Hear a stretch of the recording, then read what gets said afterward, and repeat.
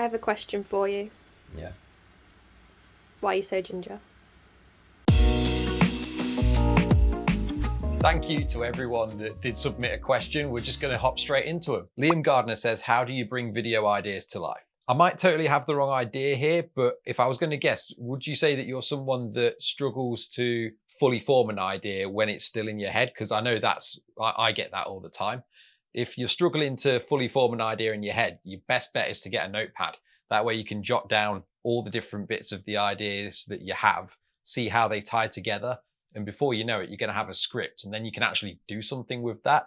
So step one to bringing video ideas to life, get a notepad, because before you've actually written it all down and scripted something out, it's going to be very difficult to actually start making the video. Thank you for your question, Liam. Benjamin Reese, thank you for your comment, mate. The question here is basically, why is it that good ideas and storytelling are more effective and important than expensive gear and production quality? So all of those things have their place, but the reason that good storytelling and good ideas have more value is because that's what people connect with at the end of the day. When it comes down to it, it doesn't really matter how technically brilliant something might be. If people don't resonate with it, it's just not going to do as well. And you can apply that principle to pretty much anything. Take music, for example. Which style of music would you say generally requires more technical skill? Pop or heavy metal?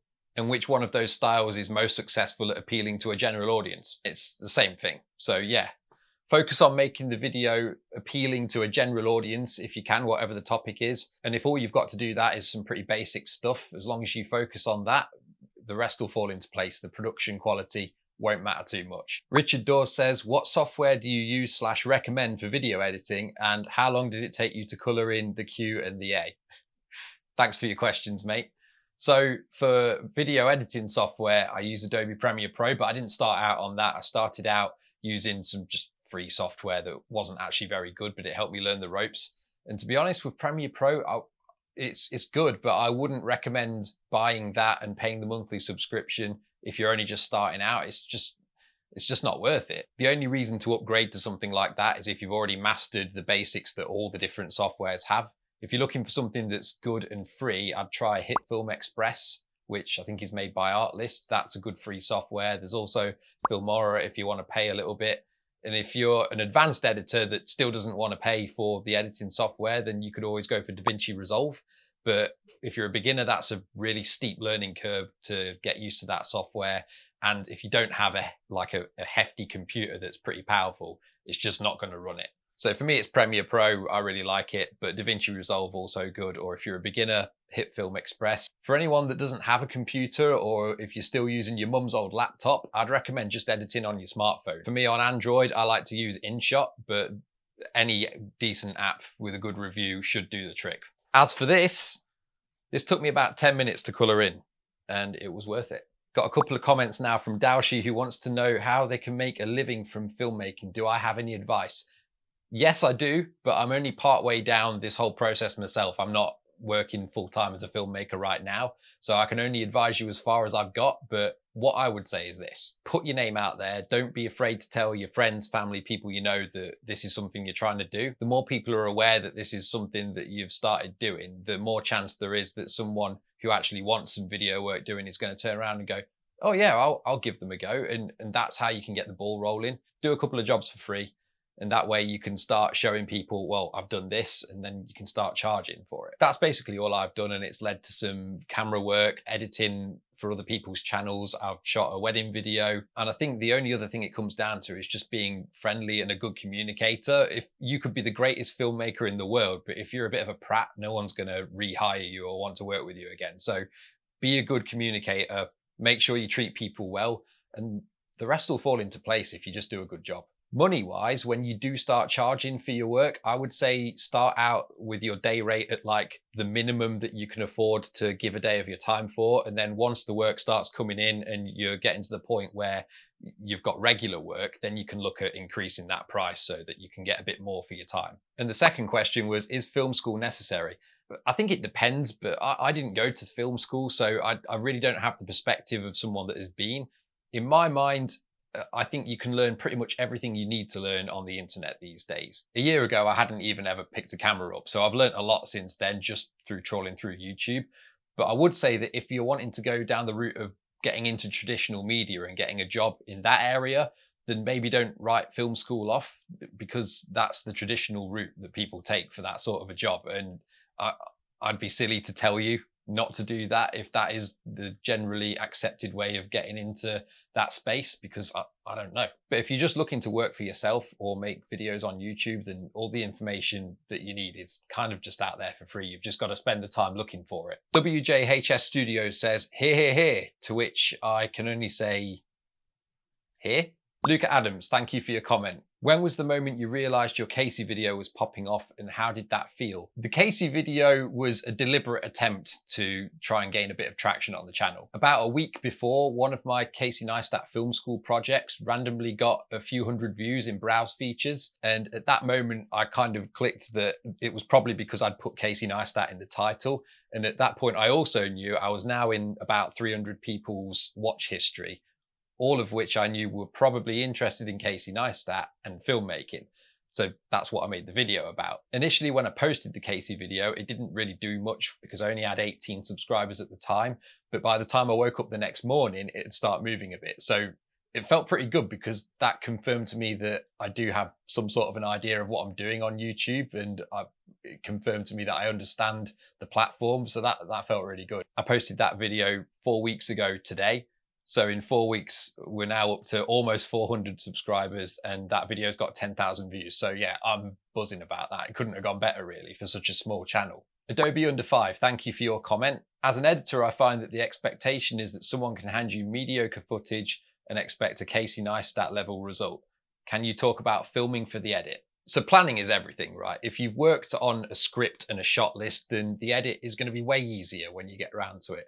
But if you're working for someone else and they're just sort of handing you footage and you've got to do your best with it, you're kind of at the mercy of how much they've prepared. And to some extent, it is up to you to try and find the story in what they've given you. But if all they've given you is like, "Hi everyone, in today's video," yeah, if that's the case, you probably need to have a conversation with them and just politely let them know that the lack of preparation with the footage is kind of making your job as an editor very difficult to give them the result that they want. If you're not contractually, if there's no contract, I would jump ship, to be honest, if they're not willing to change, or if they're not willing to change, but they're willing to lower their expectations of what you deliver, then that could work as well. But at the end of the day, if there can't be a compromise somewhere there, then that working relationship isn't benefiting either of you, as I see it. Caleb Hart Engineering, thank you for your comment. What is your production process when it comes to scripting, editing, post-production, etc.? I want to make a full-length video on this at some point, but in short, this is what I do. And I'm not saying this is the most efficient way, this is just what works for me. Come up with an idea, write that idea down, note down key points that are linked to that idea and try to organize them in a logical order. Use that to write the script, review and polish the script. With the script done, create a catchy title and eye-catching thumbnail that fits with the theme. Record the A-roll of me talking and edit that down. Write a shot list of all the B-roll I want to have. Film all the B-roll. Fill in the edit with all the B-roll, text, transitions, music, sound, etc. Once I'm happy with the final edit and I've checked it over, I either show that to a friend first to see if I missed anything, or if I'm overexcited, which is most of the time to be honest, I will just post it. And then I'll optimize the video, and yeah, then I've set it going. Just let it do its thing and hope for the best. Signs by Stu, thank you for your comment and thank you for the questions. First one I'm going to answer is, how do you plan your video to match with your story? There's a few ways you can approach a video. You can literally plan everything before you even start filming. In other words, you write out the complete script and then the shot list of all the footage that you want to go along with it. I think this works well for making videos in a controlled environment like what I'm in now. But I don't think it's necessarily that great for vlogs or travel videos and things like that, because you've not had the experience yet and you don't really know what's going to happen. I think for those kind of videos, you have to either be really on the ball and ready to adapt to what's happening around you, or you have to have a particular theme in mind that you're going to talk about as you're going about your day. So you're walking around town, you're drinking coffee, or your train's late, but the whole time you've been talking about how you think Marvel Phase 4 kind of sucks, and that kind of ties the video together regardless of what may have actually happened during your day. It still kind of makes sense. And of course, another option is trying to construct a story just from random clips and things that you've filmed in the past, or you went out with your camera but you didn't really have an aim, you just shot a load of footage. That's really hard. It's not impossible, but it's really difficult, and I wouldn't recommend it, to be honest. Plan your videos. Next question. What do you use as a gauge to see if your story or your video is good, and what would make me want to change a video?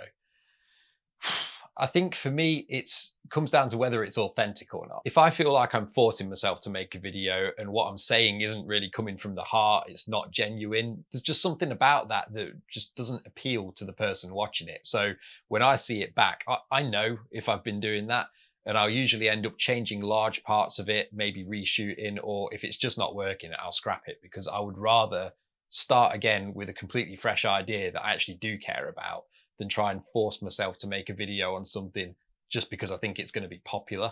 And that is a really big trap here on YouTube, in that you can get sucked into the mindset of making things that you think will do well. And I'm not saying don't ever do it, because obviously with my Casey video, I was hoping that would get traction, but that is a subject that I do actually care about. Probably the best example I could give would be to mention that this isn't my first time on YouTube. Back in lockdown, I made a channel where I started out doing guitar covers, and then I turned it into a gaming channel. And the aim was there to do Let's Play videos, but what I quickly found was it was a lot easier to get views if I just made tutorials on how to play this game. And that's what I did. I put loads of time, energy, effort into making these tutorials. And towards the end, I was making quite good tutorials. I was putting hours, days into making these things. And a year on from starting that channel, I'd got a couple of thousand subscribers. I was earning money off of it because I was in the partner program, and I hated it because I wasn't being genuine to what I wanted to do. So my best advice would be just make the videos that you want to make. And if they're not doing that well to start with, just work on making those videos better. Don't try and go towards whatever you think is going to get easy, quick views, because you'll burn out and you won't be happy in the long run. When it comes to motivation, how do you trick your brain into doing the things that you want to do? I would try to avoid relying on motivation if you can. I think it's going to go a lot better for you if you work on building self-discipline and definitely a routine as well. For me, unless I'm ill or something important's come up, every Monday I have on my schedule that I go for a run.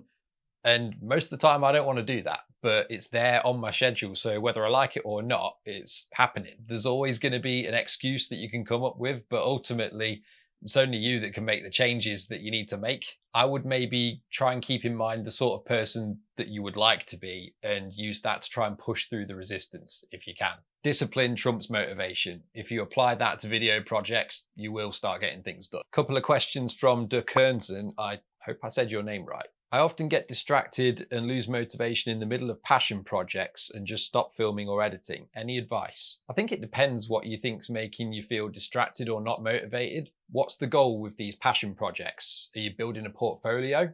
If that's the case and your goal is to become a filmmaker full time, then I would say you need to keep that as your focus, because in reality, not every project that you take on is going to be fun and exciting. Even if you love filmmaking and you love video editing, sometimes it's going to feel boring. That's just how it is. If you keep in mind that every project completed is one step closer to your ultimate goal, then that should help to push you forward. If I had to put money on what your biggest distraction is, I would just go to what my biggest distraction is, which is any electronic device that has an internet connection. Just turn it off. Airplane mode as well works great. It just isn't worth the amount of time lost to have the connection on out of fear that you might miss a message or something. Better just switching it off. And the final question, where do you want to go from here with your YouTube channel?